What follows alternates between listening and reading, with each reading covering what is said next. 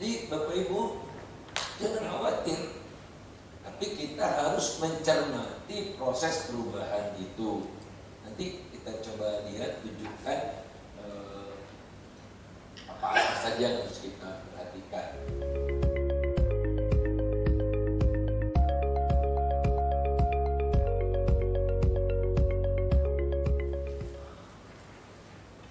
Nah, level choice-nya bisa makro level, bisa regional, bisa kabupaten, bisa provinsi, bisa sektoral, bisa berbasis persoalan, ya, masalah kemiskinan, atau masalah polusi, atau masalah macam-macam.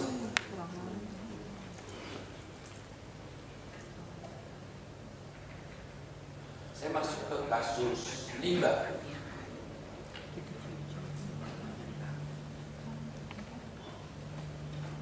Praktis tidak ada yang tidak bernilai ekonomi, limbah sekalipun.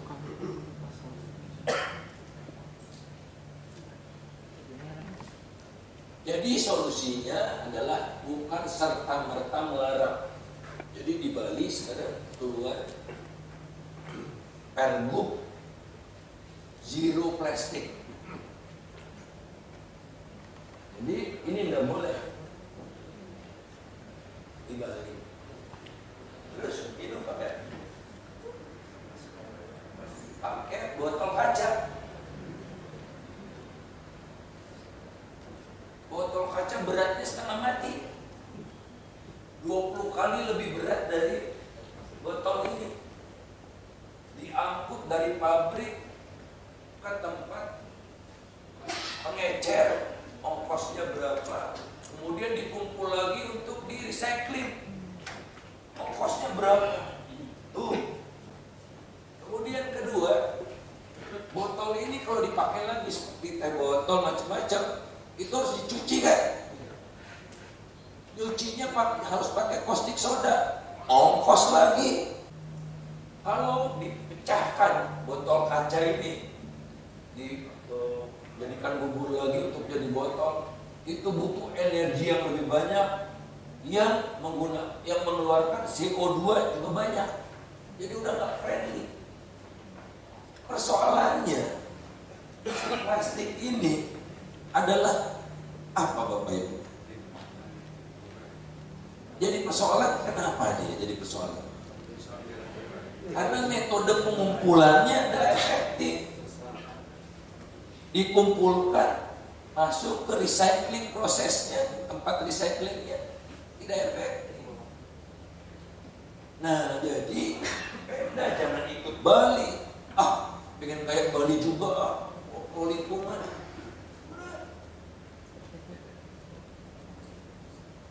Melainkan kita rembuk daerah, ajak si pemulung-pemulung itu ya, ajari mereka. Karena Bapak Ibu nih sederhana saja. Banyak pemulung yang tidak tahu bahwa kalau ininya dipleteki dulu, itu harganya lebih mahal. Ini merek-mereknya ini dipleteki dulu, jadi bersih dia, itu lebih mahal. Nah kalau lebih mahal, lebih banyak pemulung yang tertarik dan makin aktif untuk mengolahnya, karena insentifnya makin tinggi.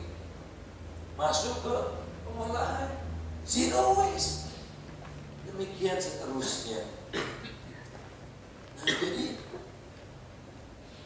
jangan langsung anti, karena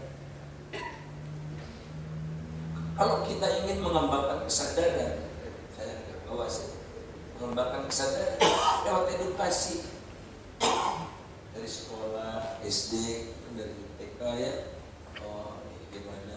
gimana gitu, sehingga dia muncul kesadaran.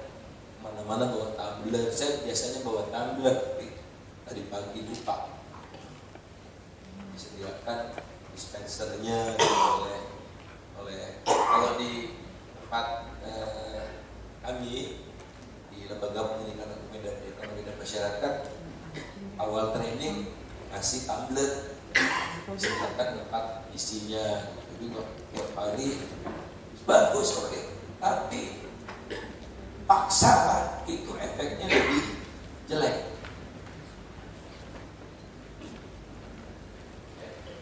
Bisa gambarkan sih ya. Jadi saya bisa tunjukkan, misalnya narkoba sekalipun. Narkoba diselesaikan dengan larangan itu jauh lebih inferior atau lebih tidak efektif ketimbang kita mendidik anak-anak kita bahaya narkoba. Kita kasih tahu narkoba itu seperti ini, jenis-jenisnya seperti ini, tunjukkan gambar-gambarnya. Itu loh. Saya sudah melakukan itu di Perbanas waktu saya jadi rektor di sana. Saya undang BNN untuk bawa display jenis-jenis apa. Dulu narkoba melulu mahasiswa Perbanas itu. Akibatnya apa? Tutup toilet itu, tutup kloset itu, tutup kloset aja 5 ambil sama mereka. Handphone sering hilang di kelas. Narkoba. Nah, saya undang BNN, alhamdulillah kesadaran muncul. Orang tidak nyentuh, tapi kalau dilarang harga barang itu jadi mahal. Pemerintah nggak dapat apa-apa karena ilegal, kan ada pajaknya. Sekarang di Kanada legal, jadi toko-toko marijuana itu legal, tapi harus menunjukkan ID dia di atas 18 tahun. Akibat setelah legal itu kriminalitas di Kanada turun. Karena udah gak ada mafia lagi, udah ada bandar narkoba sampai di penjara-penjara di Indonesia itu gak ada, karena legal. Nah kalau legal semua register, nah dimonitor sama dokter-dokter gitu. Nah kalau ilegal tiba-tiba udah mati aja dia. 100,5 abad dunia ini melawan narkoba gagal. Lewat senjata, tembak-tembakan di film-film Hollywood gagal. Jadi sudah diakui oleh dunia bahwa cara paling baik untuk mengatasi narkoba, alkohol, rokok adalah dengan edukasi, bukan dengan larang-larang. Edukasi lebih efektif. Nah, jenis limbah ada 2 secara umum. Limbah kota atau limbah rumah tangga. Ada yang organik, ada anorganik, ada B3. Kalau di tempat tinggal saya sudah disediakan masing-masing tong plastik untuk B3 organik, masing-masing apa, nanti tinggal angkut yang B3 masuk pengolahan limbah B3, yang organik jadi pupuk, yang anorganik recycling. Di New York ada 6 perusahaan yang ngolah limbah rumah tangga itu. Setiap komplek apartemen dia modali dengan tong sampah itu.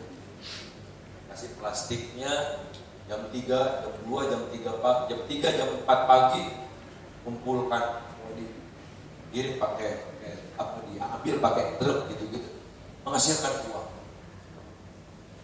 Pemulungnya ada tapi pakai sarung tangan, pakai tutup ini gitu, tapi itu bersih gitu.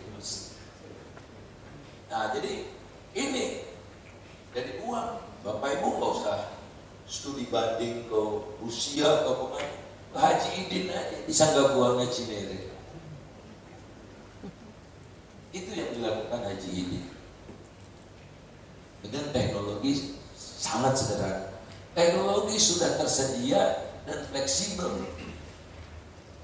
Tidak harus skala besar seperti di Perancis yang saya lihat itu di luar kota sana, ke lorong masuk yang tinggi itu kan.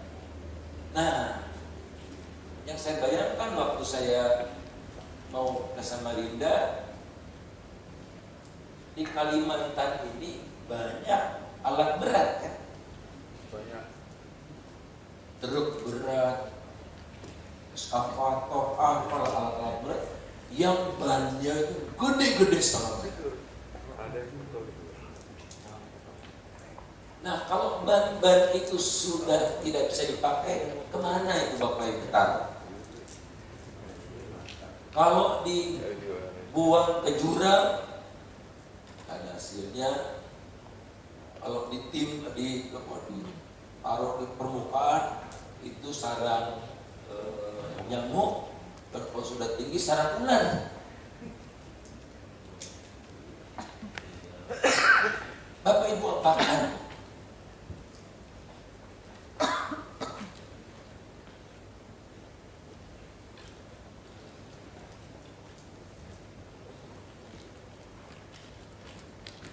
Bisa jadi MFO Bapak Ibu jual ke Pertaniaga petani.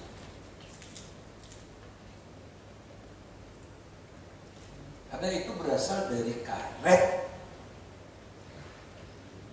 tambah karet sintetis yang kadar CO-nya tinggi. Jadi 1 kilogram ban bekas yang besar-besar itu, kalau ban sepeda sedikit, kalau ban sepeda motor agak banyak, tapi itu nggak ekonomis. Yang ekonomis adalah yang ban-ban besar itu. Nanti kalau Bapak Ibu bikin pabrik, datang orang pengumpul itu, bawa tempat Bapak Ibu itu. Karena tadinya tidak ada harganya, sekarang ada harganya, dan Bapak Ibu pasti harganya bagus. Kalau nggak salah saya Rp250 per kilo. Berapa satu ban itu? Berapa ribu itu? Pengepul bisa dapat 5 miliar. Nah, kalau di Australia kan nggak ada oleh pemerintah kotanya ditimbun di satu tempat yang jauh dari pemukiman, kemudian dilelang. Siapa yang mau bawa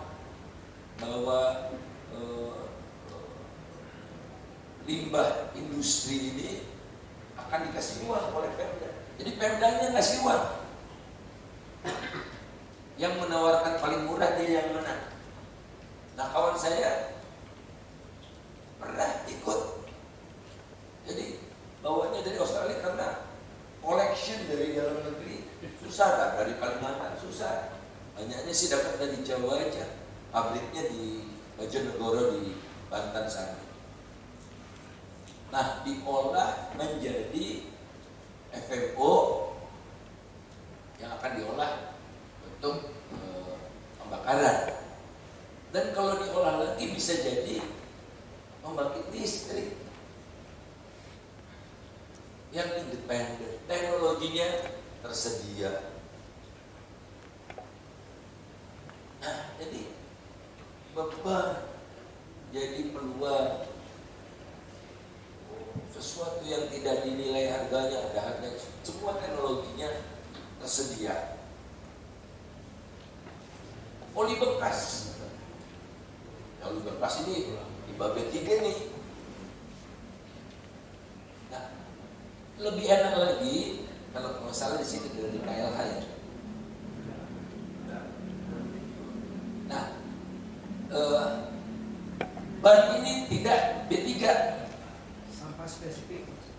Sampah spesifik tidak seketat D3, jadi lebih mudah. Kalau oli, ini harus masuk KLH dulu, harus dibikin standar-standarnya, pabriknya seperti apa, itu.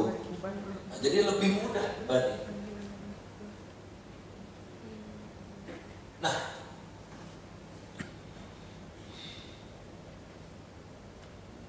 banyak orang tertarik, tapi banyak yang kapok. Bukan kapok karena rugi, karena ngurus izinnya 3 tahun.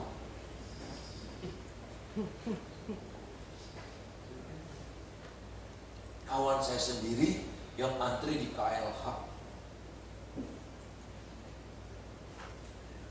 Padahal kawan saya ini mengolah limbah jadi sesuatu. Harusnya kan kasih penghargaan. Di jalan, di antrian yang beda kan, dengan perusahaan yang menghasilkan limbah, treatmentnya sama. Nah, ini dia loh, peran Bapak Ibu yang penting.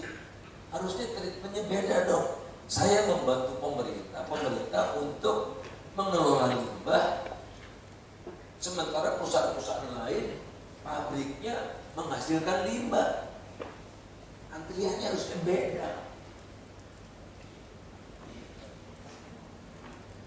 Nah, saya udah beli mesin. Saya pikir, saya sadar bisnis di Indonesia lama, tapi saya tidak pernah menduga itu sampai 3 tahun. Padahal mesin saya udah ada di pabrik.